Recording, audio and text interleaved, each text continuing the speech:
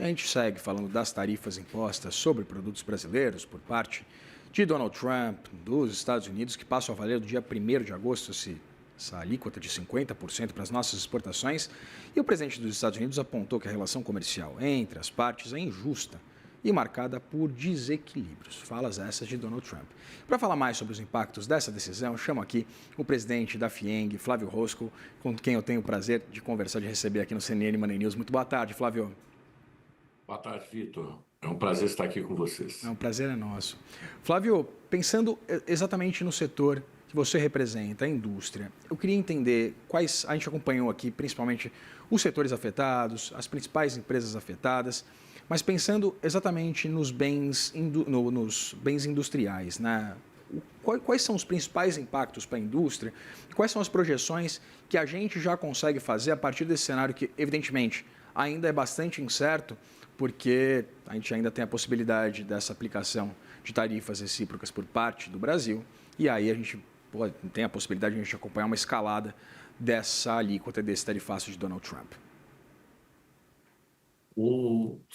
As importações americanas do setor industrial brasileiro são fundamentais. Os Estados Unidos é o principal destino dos produtos manufaturados brasileiros. Além disso, é um grande parceiro comercial do Brasil, foi durante décadas o nosso principal parceiro comercial e ainda é hoje um parceiro muito relevante, o nosso segundo maior parceiro comercial, e tem uma corrente de comércio muito relevante. Então, para a indústria, especificamente a indústria que agrega valor aos seus produtos, como nós temos aí o setor siderúrgico de maneira generalizada, nós temos a Embraer, equipamentos WEG, né?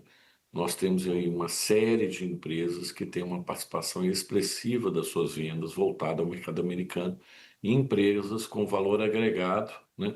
Que é o que a gente deseja exportar, né?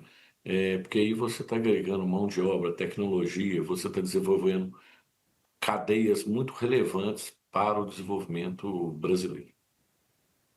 As interpretações por parte do mercado acerca de um possível impacto reduzido, né, dessas tarifas de Donald Trump, principalmente sobre o setor siderúrgico, até pelas particularidades do setor e, por exemplo, algumas empresas terem uma capacidade instalada no próprio território norte-americano. Eu queria que a gente, né, desenvolvesse um pouquinho sobre essas peculiaridades de cada um dos setores. A gente acompanhou aqui nas ações da Embraer, que vinham, inclusive, performando bem, sendo bastante impactadas. Eu queria que a gente desenvolvesse um pouco essa conversa, pensando exatamente nas particularidades de cada um desses setores que são muito importantes, que vão ser mais ou menos prejudicados por essa alíquota de 50% imposta às nossas exportações. Olha, a minha preocupação não é só com as alíquotas, né, mas também depois com a possível aplicação de políticas de reciprocidade. Por exemplo, o setor siderúrgico exporta para os Estados Unidos muito, mas também é grande importador do carvão mineral americano. Ou seja, se for imposto a alíquotas recíprocas, né, esses setores também serão fortemente impactados na aquisição de matérias-primas. A mesma coisa as indústrias com mais tecnologia que importam muitas peças dos Estados Unidos, né? Isso, com certeza, também, se for aplicada a reciprocidade, será um segundo golpe nessas indústrias, porque seu custo vai subir aqui no Brasil e depois eles vão ter dificuldade de exportar esses produtos para outros países do mundo. Então, na realidade, no nosso entendimento, nós vamos ter que aprofundar aí para entender caso a caso, ver qual é essa regra de exceção para as empresas que têm operações tanto nos Estados Unidos como no Brasil, se é só para aquelas operações intercompany, quer dizer, em que há fornecimento, ou se é para todos as suas compras, para entender efetivamente quanto cada empresa será impactada e quanto cada empresa perderá nesse processo, né? Então não dá nesse momento nem para minimizar, nem para fazer uma análise mais aprofundada. A gente tem que entender melhor essa regra, mas obviamente o impacto é significativo.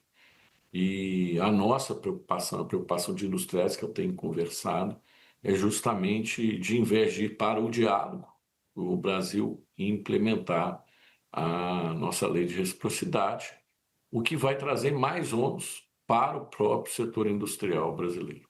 Pois é, né? Fora exatamente essa dificuldade extra para as exportações, teríamos também um impacto do ponto de vista de gastos por parte da indústria, né? Como você bem disse, com os insumos que vêm dos Estados Unidos.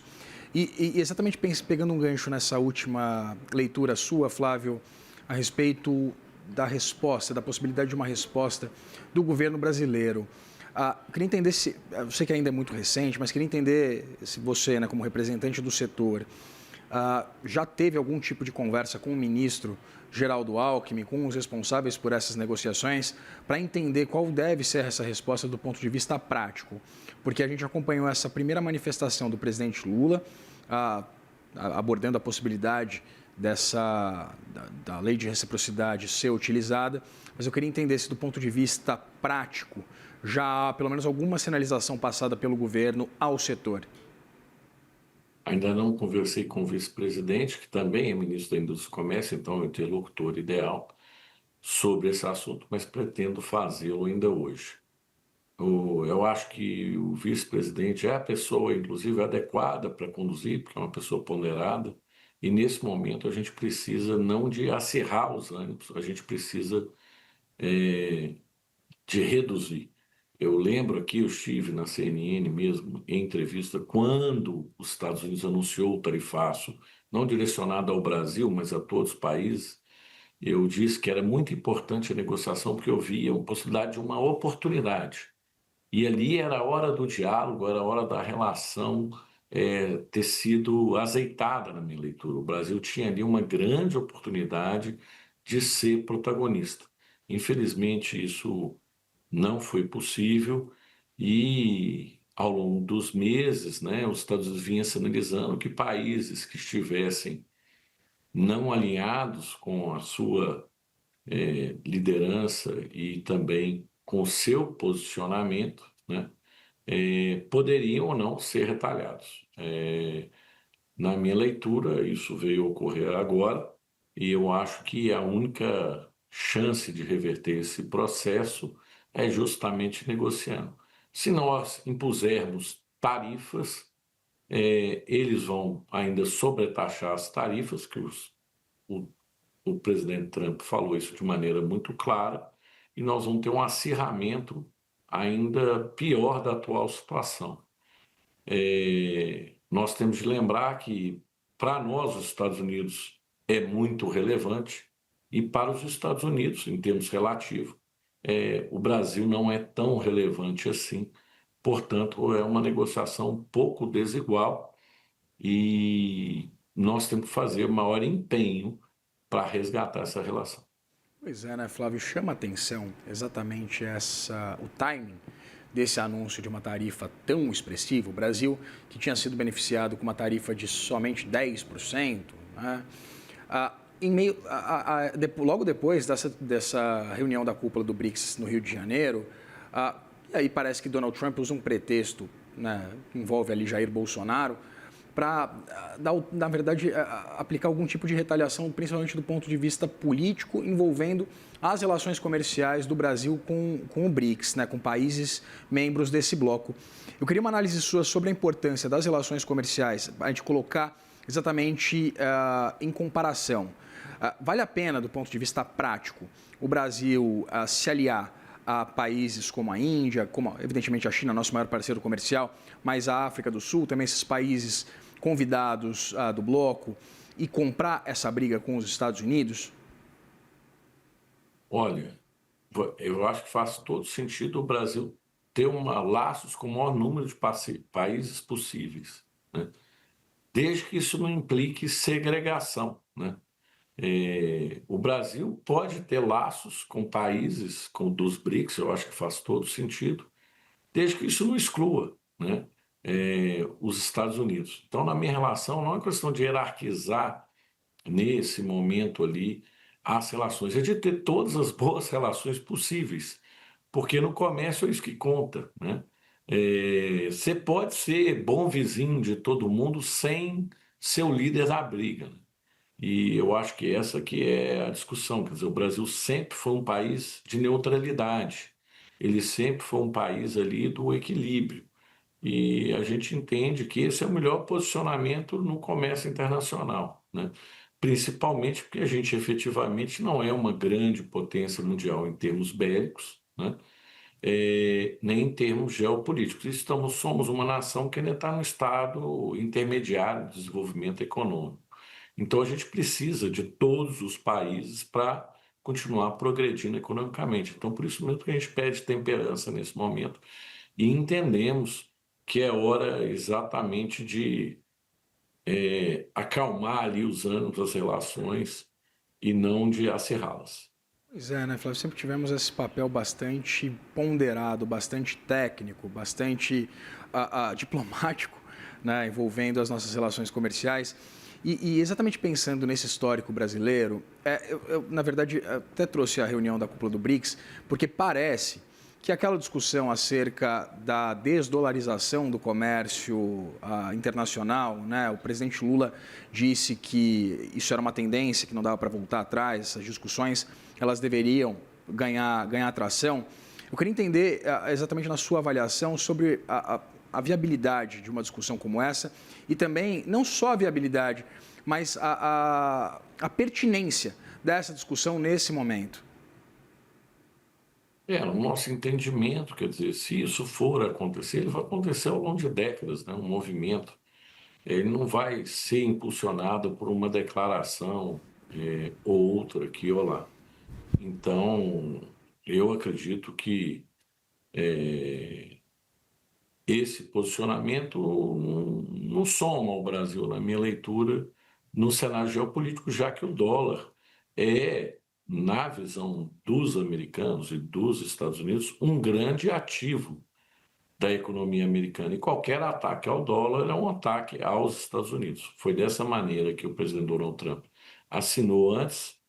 E é dessa maneira que boa parte dos agentes econômicos americanos interpretam, que boa parte da força da economia americana está justamente na confiança do dólar. Então, declarações que abalam o dólar não contribuem para uma relação comercial bilateral saudável. E pensando nesse impacto, Flávio, tanto o que já existe, né, que pode ser exatamente essa dificuldade da indústria de exportar para os Estados Unidos, faço duas perguntas. A primeira, a indústria ela tem hoje uma capacidade de, na verdade, diversificar os destinos dessas exportações que anteriormente tinham como destinos os Estados Unidos? E, em segundo lugar, pensando tanto do ponto de vista hoje, por exemplo, de um possível aumento dos estoques, eu queria entender, e aí pensa também com a possibilidade de o Brasil adotar a política de reciprocidade, encarecendo também os insumos, qual é a perspectiva para o comportamento dos preços aqui dentro? Então, são essas duas perguntas. A capacidade de escoamento dessas produções industriais para outros destinos e também qual deve ser o comportamento do preço dos produtos no mercado interno. Olha, os produtos que são comoditizados, eles tendem a ter uma maior facilidade de ir para outros destinos. O problema é que os produtos industriais exportados para o Brasil estão fora dessa seara, né, do Brasil para os Estados Unidos. Eles são produtos de valor agregado em que há efetivamente uma competição de market share por mercados ao longo do mundo. Então, tem maior dificuldade de realocação. No setor siderúrgico, principalmente, que vive uma sobreoferta mundial hoje, em função da redução do consumo interno no mercado chinês, a China vem, portanto, exportando seus excedentes a preço, inclusive, abaixo de mercado, né? Para outros países. Então, não vai haver espaço para siderúrgicas brasileiras colocarem esse produto em outros mercados. Nós teremos aqui, e aí sim, o governo brasileiro, então, deve tomar iniciativas para proteger o mercado brasileiro e ressalvar essas empresas que estão sendo atingidas por essa mini guerra comercial aí entre Brasil e Estados Unidos, o mais rápido possível, sob pena de destruirmos aí parte da capacidade produtiva instalada no Brasil. A gente conversou aqui com Flávio Roscoe, que é presidente da FIENG, a Federação das Indústrias de Minas Gerais, a quem eu agradeço pela disponibilidade, por essa conversa aqui no CNN Money. Muito obrigado, Vitor, foi um prazer. Prazer é nosso. Até mais.